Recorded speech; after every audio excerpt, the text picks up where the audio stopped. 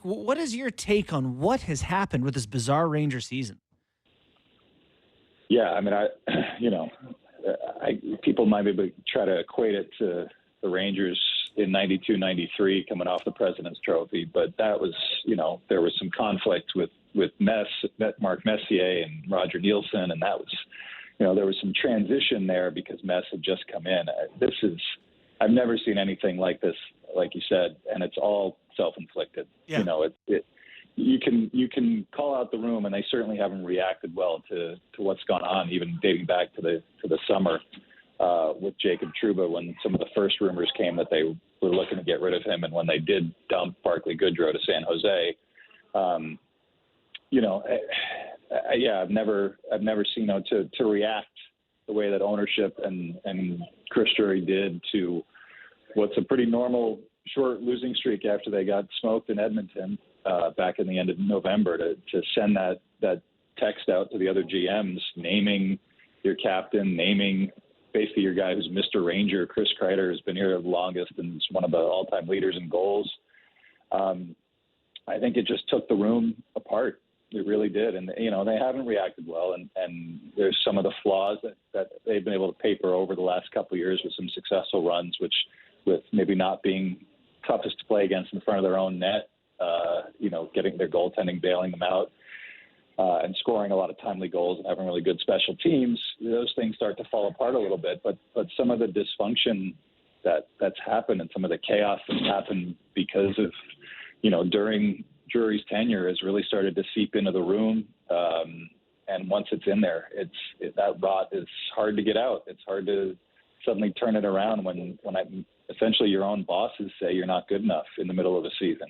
It's one of those things where I can't say I've ever seen it before, and I can't say how anyone would react to hearing that from their own GM, that the team that they've got that was 2 wins away from a Stanley Cup final 6 months ago needed to be broken up 20 games into a season. I don't see how you'd ever recover from that and put a good season together. So it's hard to watch, and it's kind of hard to see the fan base kind of turn against some guys that they've liked watching for a long time. But it's a total mess, and it's entirely self-inflicted, which makes it even crazier.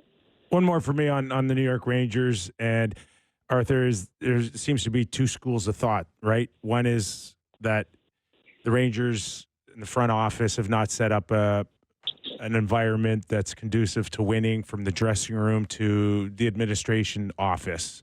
The other side says, hey, you're a pro, you're paid a lot of money, suck it up and just play. So I get the sense from your last answer where you sit. Where are the Rangers fans on this? I think they understand who owns their favorite team. James Dolan, he had some patience during the year where they put out the letter and rebuilt the program that had been so good and gotten close enough with conference finals and one Stanley Cup final in about whatever it was, a 6-year or so span in the 2010s. But patience is not really James Dolan's strong suit. And I think once he made the moves to get rid of John Davidson and Jeff Gorton and bring in Chris Drury, that was the change. That was, okay, now it's time to win. And they did. And I think Chris did a really good job in season in 21-22 and last season, identifying some of the missing pieces, bringing in some guys at the deadline to help propel them as close as they got to a couple of Stanley Cup finals. But I just generally think that the culture part of it at the Garden, which can feel a little chaotic at times, once you get it to the players are affected by it. When you get rid of a guy like Jim Ramsey, who's as a trainer has pretty much no equal around the NHL and is one of the most well-liked guys around. When that happened a couple of summers ago, and some of the feelings of comfort that the players enjoy. People love playing for the Rangers. You certainly know that well enough from years ago. When you take that part away and make people feel a little bit uneasy, it's harder to perform. And yes, they are pros, and I think the fans see the players not performing and take that to heart and feel like, well, you can get rid of them. But I don't know if you turn the fans against the players, and you bring in new guys, and those guys don't perform, what well do you go to then?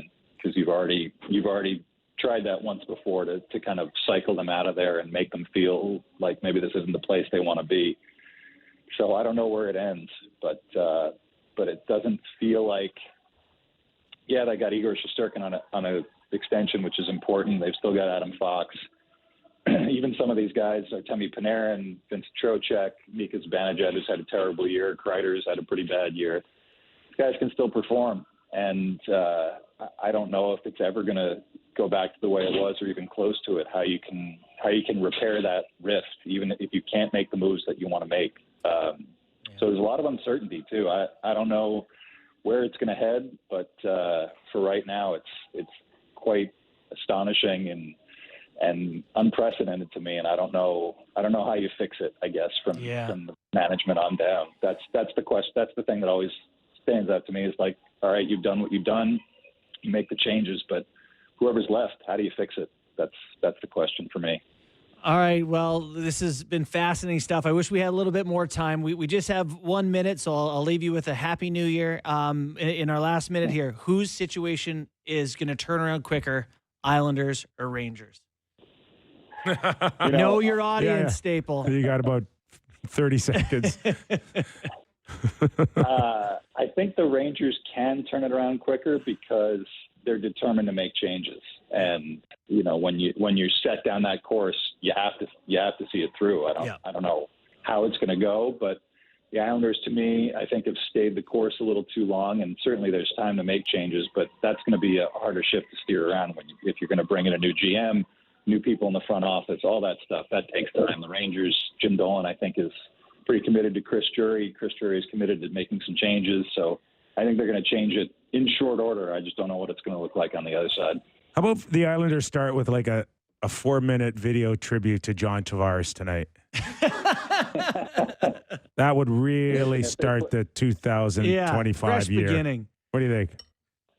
If they play the way they did last week against Buffalo, you're not going to tell who they're booing. It's their own team. So blanket boo. That was the one game I went to, Arthur. I was there for that misery. Oh God. Tough night. Have a great one, Arthur. Thanks for joining us. Really appreciate your time tonight. You got it, boys. Thanks a lot. Happy New Year. Yep. Arthur Staple, The Athletic. Wow, what a job covering those two teams. Oh this my year. God, they're last and second last in the division. His point is great that at least the Rangers are trying to turn it around. The Islanders are like, we're fine. They got blinders on, just driving downhill in the rain. It's okay.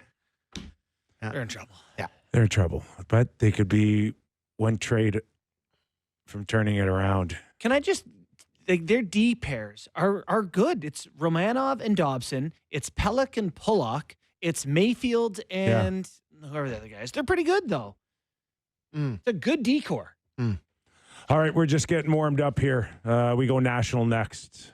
Jason Bukala will join us, and we'll tee us up a little bit for Team Canada. Sammy, I'll just let you. no comment. No. We got to talk about I can't say what's going on there, including Easton Cowan's performance. For Leaf fans, you may want to listen to that as well. And then Rick Dollywall will join us. We're going to get into the Vancouver Canucks next when we go national on Real Kipper and Bourne.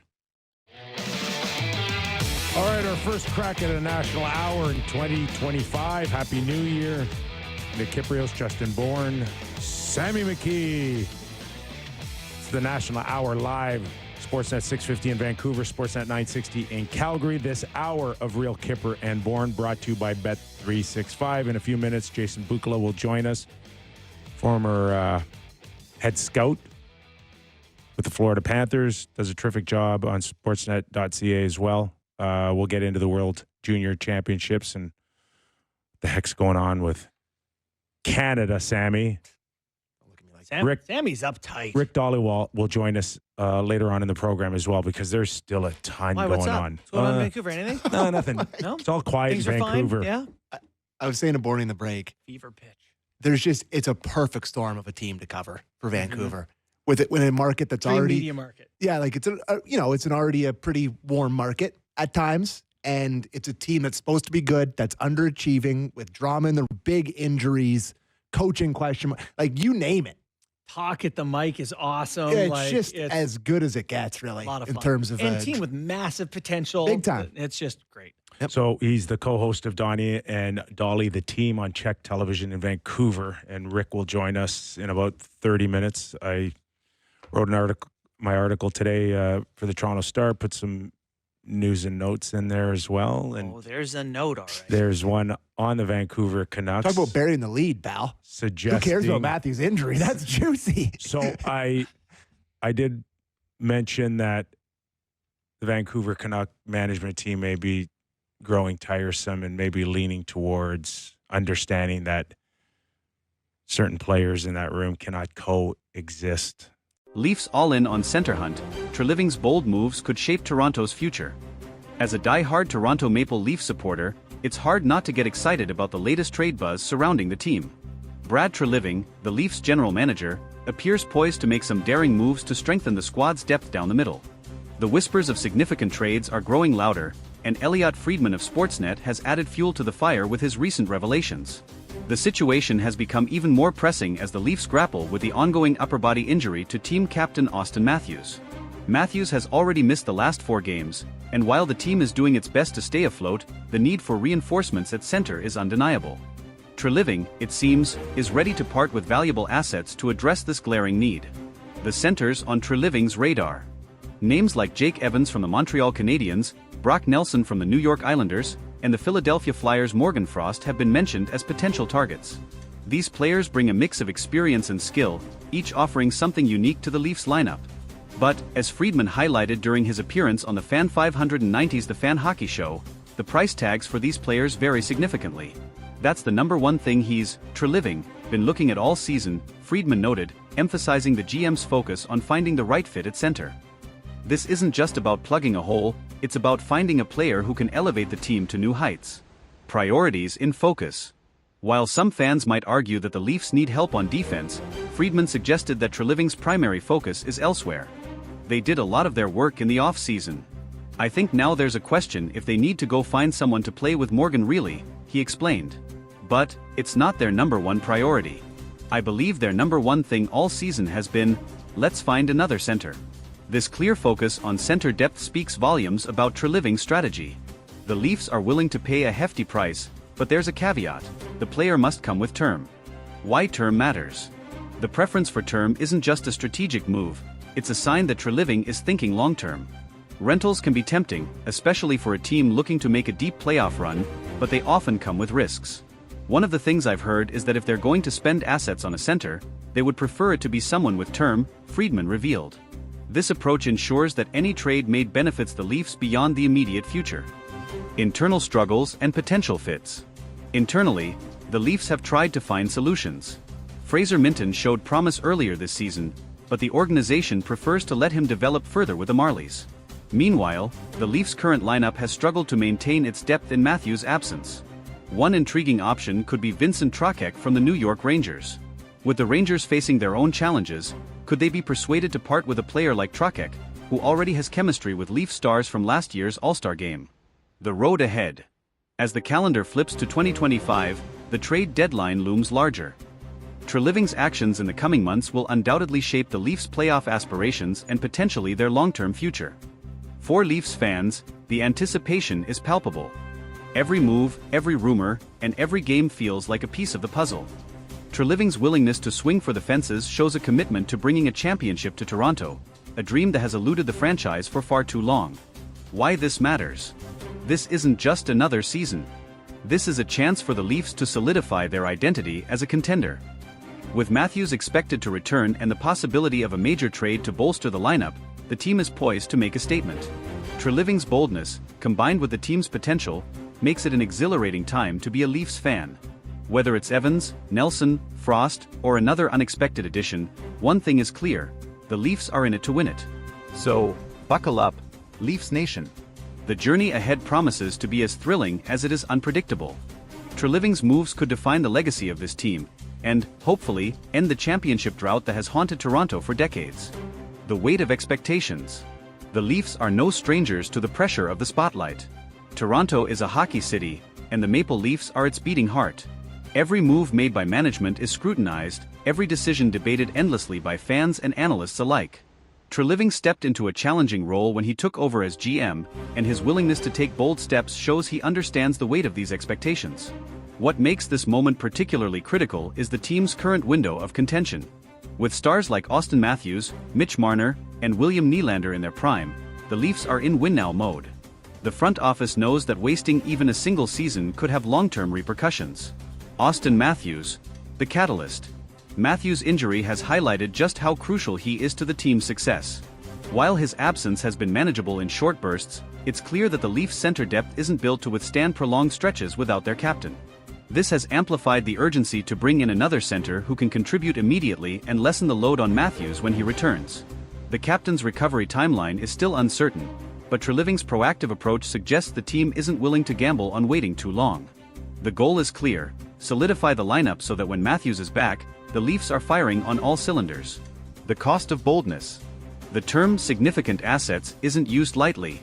Whether it's high draft picks, promising prospects, or even current roster players, Treliving is signaling that no stone will be left unturned.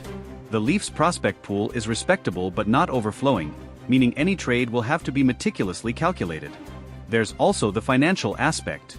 The Leafs are a team that operates near the salary cap, so any addition will require shrewd cap management. Could Treliving pull off a move that strengthens the roster without hamstringing the team's flexibility? If he does, it would be nothing short of a masterstroke. The fan base's role. Leafs Nation, passionate as ever, has already begun dissecting potential trade scenarios. Social media is abuzz with debates about who should be targeted and what assets should be sacrificed. Fans understand the stakes, and there's a growing sense of anticipation, bordering on impatience, for Treliving to make his move. It's a delicate balance for the GM. While fans demand immediate results, he must ensure that any deal aligns with a long-term vision of sustained success. The pressure to deliver is immense, but so is the potential reward. Comparisons to past GMs. Treliving's approach invites comparisons to his predecessors. Some GMs were criticized for being too conservative, while others were seen as overly aggressive. Treliving, however, seems to have struck a balance. He's willing to take risks, but only if they make sense for the team's broader goals. This calculated boldness is exactly what the Leafs need in this pivotal moment. If Treliving can pull off a game-changing trade, he could cement his place as one of the most effective GMs in recent Leafs history. The trade deadline looms. The NHL trade deadline is one of the most exciting times of the year, and this season promises to be no exception. With the Leafs actively shopping for a center, every rumor and report will be magnified. Other teams are watching closely, too, as any move by Toronto could shift the balance of power in the league. It's not just about who the Leafs acquire, it's about what message the move sends. A major trade would signal to the league, and to their own players, that Toronto is all in. That kind of confidence can be infectious, sparking a surge of momentum heading into the playoffs. Lessons from the past. Leafs fans have seen their fair share of trade deadline moves over the years, some more successful than others. From acquiring veterans to bolster playoff runs to making unexpected gambles, the franchise's history offers lessons for Treliving. The key will be avoiding the pitfalls of overpaying for short-term fixes while maximizing the impact of any new additions. The future of Fraser Minten. One of the most intriguing subplots is the development of Fraser Minten. The young center has shown flashes of brilliance but remains a work in progress.